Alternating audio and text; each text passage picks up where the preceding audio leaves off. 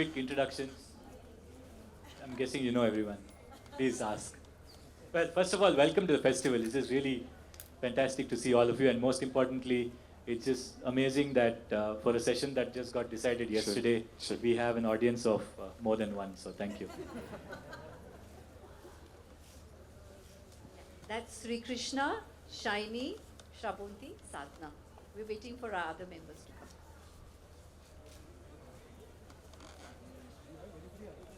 Sir, I'm Dr. Kishore. I've come from Mysore.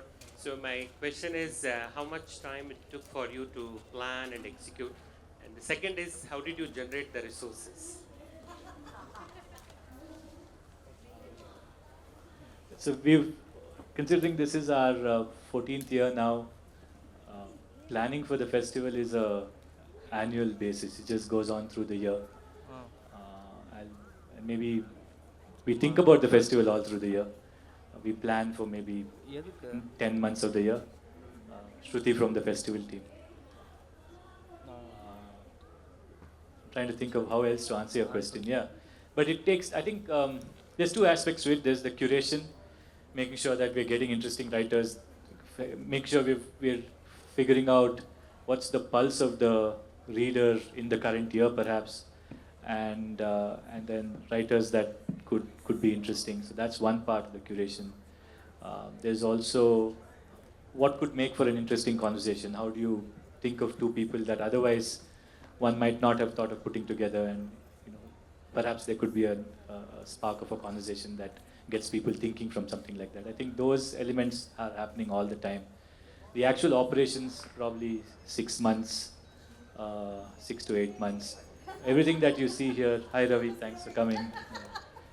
Everything that you see here is, of course, while we are part of the team, and everyone here on this team is pro bono. We all have other day jobs. Shrabonti is a journalist, Shinie is an editor, a columnist. I work in financial services. Sadhana works in arts and culture. Shruti in sports. Ravi is a man of leisure. But there's a larger team behind putting all of this together, all of the beautiful infrastructure that you see. And this year it's a new venue for us. For some of you who've been coming every year, you've seen us sort of go around the city.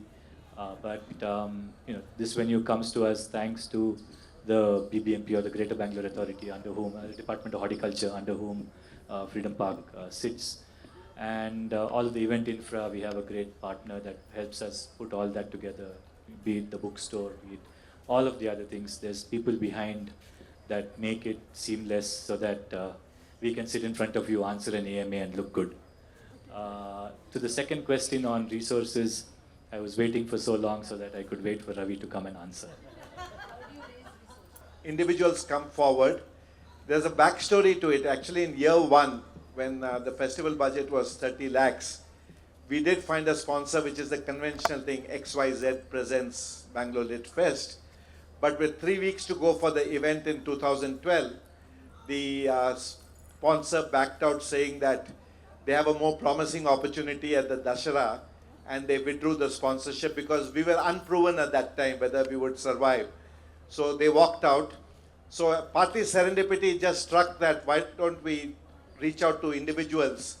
I said, I think one's credibility is good enough to get 1 lakh from about 30 people.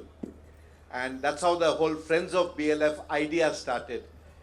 Today it's grown to about 130 people who donate every year. They donate between 1 to 5 lakhs.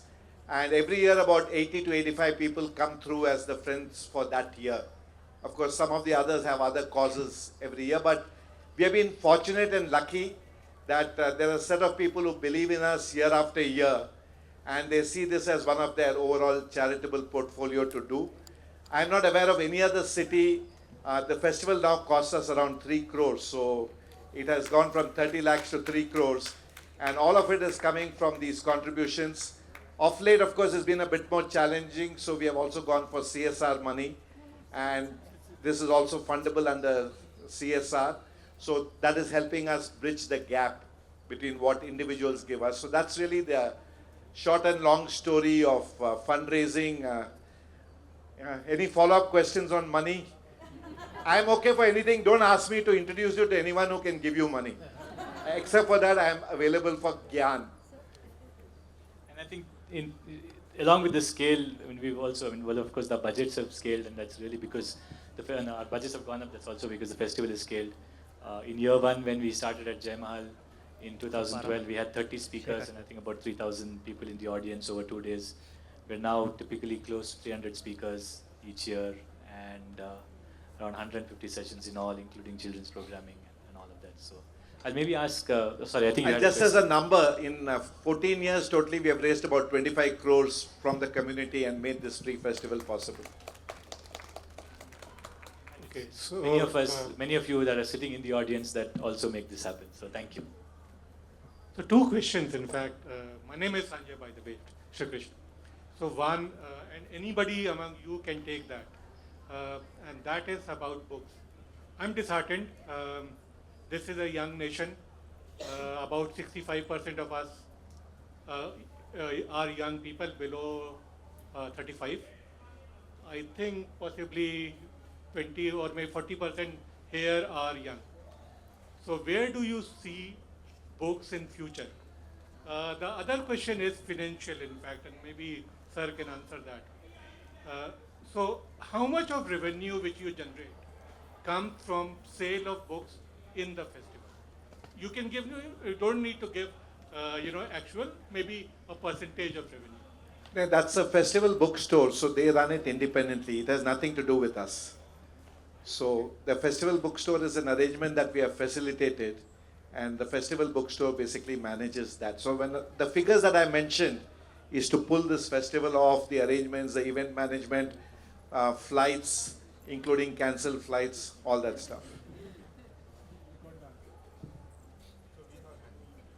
But the thing is that Bangalore has become the highest book-selling city in the country, and it's probably coincidence that it followed BLF starting in Bangalore. And while curating, we do keep the city at the center of it all. What would interest this city? There are a lot of books which go on to become like bestsellers and award winners, but if it is not of interest to this city, we do not actually look at those books seriously. So even this time, we were very careful with this whole mix of levity and gravity. Like we wanted serious writers and we wanted comic writers talking about serious things and serious writers getting a little witty. So we do look while curating, we do keep the Bangalorean very much in mind because I do feel this entire team sitting here is replaceable, but the audience is not. Yeah, I do feel that of late, when I'm saying Bangalore's become the highest book-selling city in the country, Bangalore's already on the map. And so many writers from Bangalore, so many Gyanpeeth winners, so many Sahitya Academy winners, Booker winners, international Booker winners, they're all from Karnataka. So we really should pat ourselves on the back that there is a writing gene and there is a reading gene. Just a question, like I'm very impressed with the. Can I continue?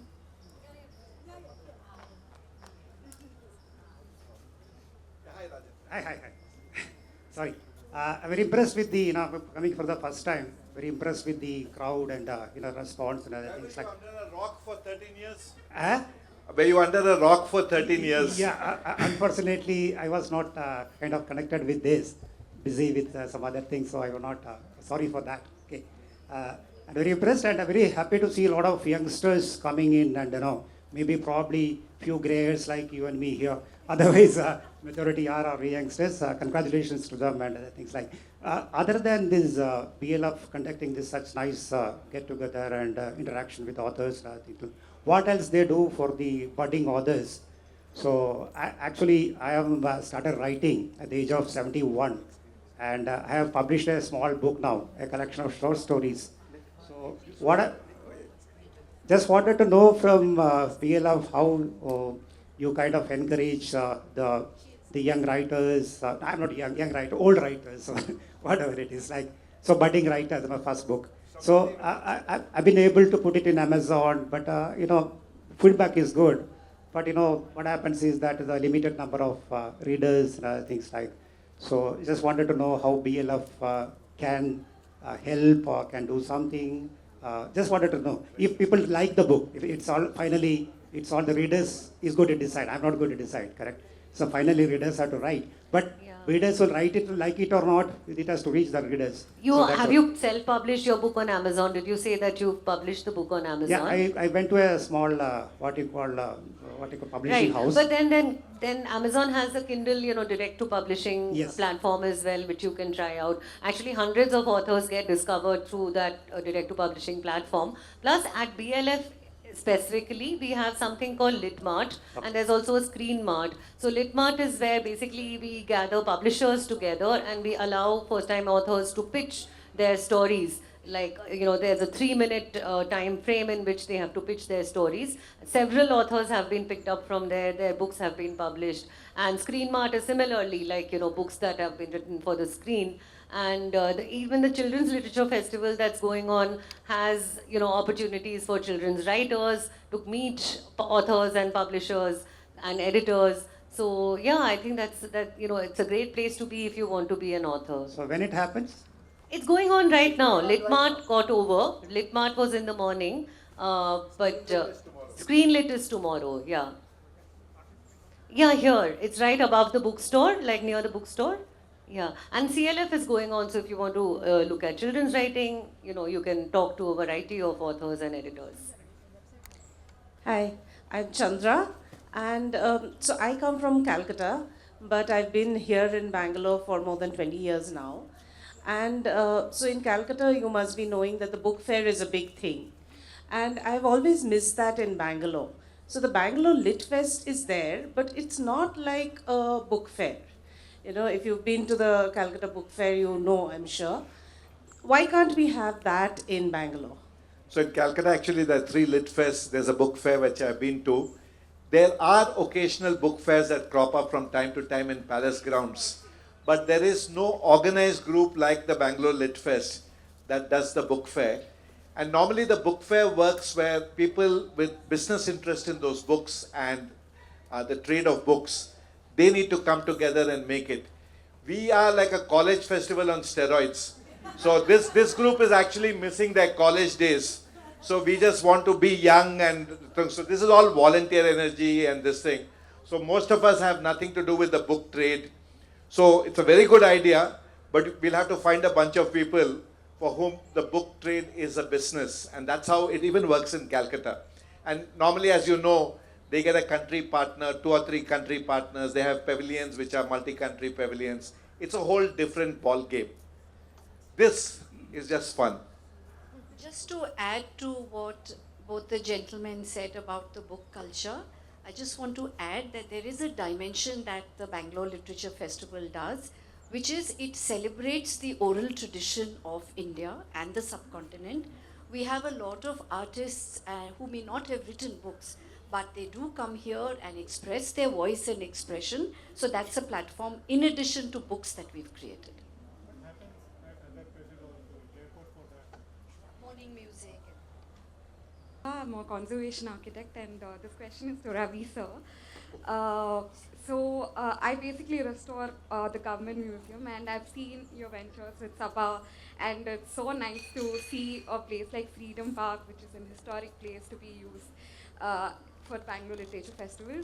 So my question to you is, how do you overcome the infrastructure facilities in historic places when you have to set up events like this? And also, have you, particularly chosen historic places in Bangalore to kind of restore, revive, and make it more feasible for, public events? Yeah, so, this particular festival, particularly for us in the festival team, and particularly for Srikrishna and me, we were very particular that a public festival needs to be held in a public space, because last 13 years we have either been at a 5-star hotel or an IT campus attached to a 5-star hotel. This is the first time we have really come to a true public space. Now, as Bangalore Agenda Task Force back in 2004, I was part of the team that actually built Freedom Park after the jail shifted. And this has been lying in disuse almost for 14, 15 years. So I had this project at the back of my mind, almost 20 years now, that we should do this. So it took about 1.5 years to convince the government to put some money to build the toilets, to fix the hospital block and the jail cell. It is a root canal job. There is no easy way to fix these things. You just have to stay with it. You have to make a case with government, or you have to find private patrons. But the thing is, when it's a public space, we can talk PPP, but activists get angry and say that this is a public space, government should do it. Therefore, you need to find private partners who are willing to do what needs to be done, but be in the background while it remains as a public space. So the big challenge for Freedom Park, we have a Bangalore Hubba coming up January 16 to 25th in the same venue. So that's why I managed to convince them to do for both these projects, which is why you see this place was not like this 2-3 months ago. I mean, we have worked day and night to get it to this particular place. The challenge for us as a city is going to be, how do we keep this as a vibrant public space for arts and culture going forward after January 25th? I have some ideas, but I'm also the patron saint of lost causes. So I lose more causes than I've been. I've been at it for 25 years. So I will make the case on making this a public space on scale. Let's see how it works out. Basically, we need more people to come forward, but you have to work with government in places like this. All of us want to go over, we want to go side, below, anything but deal with the animal called government. But if you want to get things done in these kind of spaces, you have to crack the code of working with government and find private partners willing. Now, for example, Venkatappa Art Gallery is something that the Brigade Group came forward and put it together. So we need to find and carve more such partnerships. That's really the way forward. But a lot is happening. IME, Venkatappa Art Gallery, Museum of Art and Photography, Sabha, BIC. So if you really see the last few years, the trend is in the right direction. And some people seeing these examples, I am aware of another 3 public spaces that are coming up. So it's happening. It takes time. Just wanted to check, this is an AMA, right? Ravi? Yeah. Do you have a pen name? Because all the members of festival committee starts with S. And the art. Sai. No, what? All S. We have all S, that Srikrishna is also missing. Prakriti is P, I am R. So I think we can make an acronym out of all of us. Any other questions? Yeah. Hi, my name is Karthik. So, I've been to a couple of other literature festivals, and almost all literature festivals will be slightly left-leaning. I'm not trying to say that slightly left. Yeah. I'm trying to say, and it has to be a balance, definitely. How do you see a future, let's say, for a long roadmap, wherein voices of all sorts are there, and it's not today or next year or the next year? How does this culture stay vibrant and it is able to accommodate voices of all sorts in a long term? Yeah. So it's a tightrope walking year after year. Yes. We have to balance. We'd like to think that we get voices across the spectrum. We are quite polarized. It's a fact that many of the literature festivals and even some of the institutions tend to be center, left of center in terms, and a space for marginal voices to be heard. So the marginal voices, nobody has a problem with that. Marginalized voices need to be. It's the polarization which one has to be cognizant of. We take care every year. This time around, to keep us honest, we are in a former central jail. And we have actually, there is a site on which we have record, because we get foreign people. And it is very clearly stated that we are at risk if untoward things get said out here. So there are enough, it is tightrope walking. We think we have struck a good balance between these spectrums, but you have to be vigilant. The one thing we are very, very clear is we will not have someone on the platform who is known to foment hate on social media. That's an absolute no for us. So we don't want to basically, people say about, but they could have views that I don't agree with. They can be on the platform. But if you have a public persona where you are creating disharmony in society, that's a no as far as we are concerned in terms of. So sometimes, of course, we make mistakes, we miss certain things, but that's one yardstick that we use. But we have often had people that at an individual level we may disagree with, but we want to have civilized conversations and listen to all voices. That's the essential idea of all the institutions that have been involved in. You look at BIC, you look at Sabha, you look at this. Our effort really is to listen to each other. We have forgotten the art of listening. We take outrage very easily. So these kind of ventures are essentially to get listening happening again, and hopefully society will benefit as a result.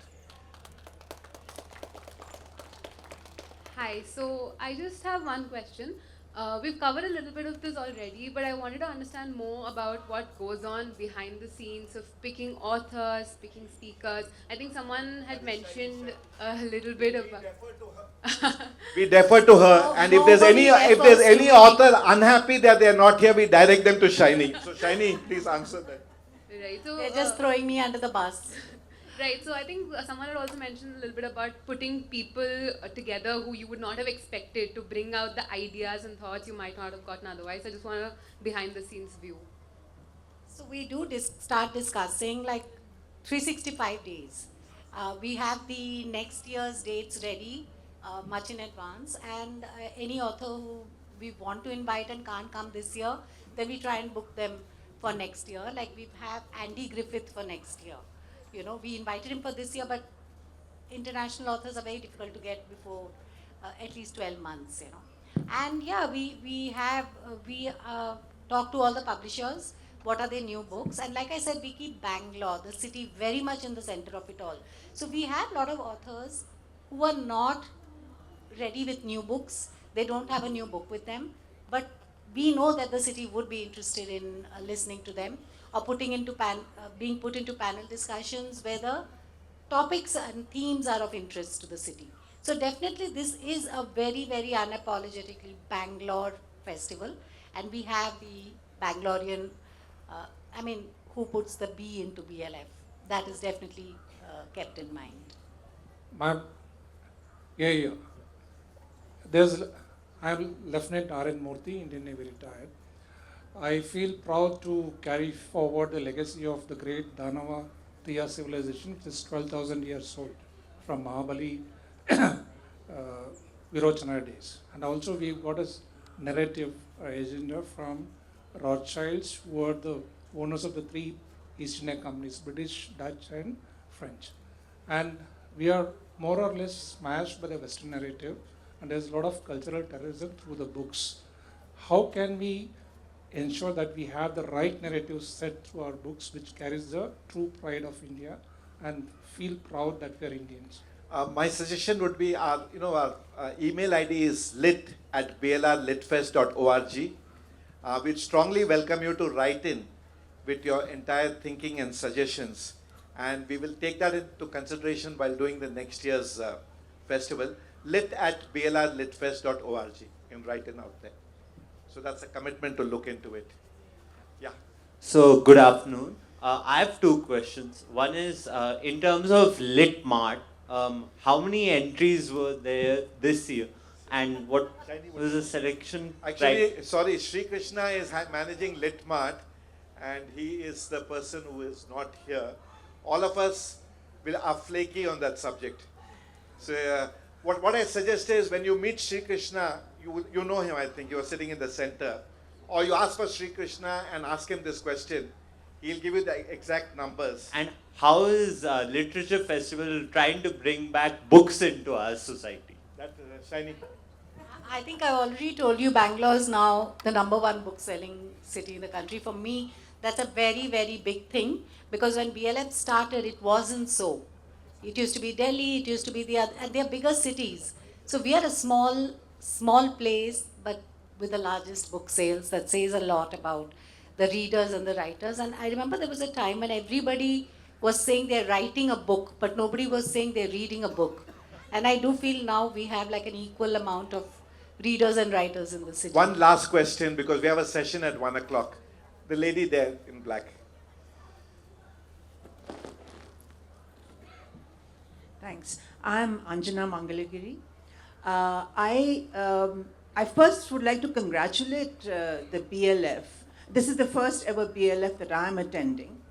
And I'm so impressed by the fact that it is free, okay, which is really, really a public festival, you know, so that we really have to congratulate you about. And I do hope, I mean, without naming any other lit fests, I wouldn't like to see Bangalore Lit Fest going commercial as some other lit fests have gone commercial. So keep it up, keep the flag flying high, and don't disappoint us on that front. Thank you, Anjana. You know, free is written on my forehead if you haven't noticed. BIC is also all free. So it goes with the territory. In fact, when we started, we said we'll push it for 5 years and see if it survives. And then we kept pushing the ball. Then we took year 10. Now we said up to the 15th year. It is getting increasingly hard year on year because the costs are rising. And this is the only festival which also doesn't pay any author or speaker fee. We take care of air travel, we take care of stay, but we don't pay. So, and therefore as a result, we are not able to get some authors because we don't pay. But we have just said that we will have authors who are ready to come with the spirit that we have embraced. So we will be, as long as we are running it, this will be the ethos of this place. We may make mistakes, we may trip up, that's the nature of the beast, but we will struggle on. Okay, thank you so much, and there's the next session coming up. Thank you.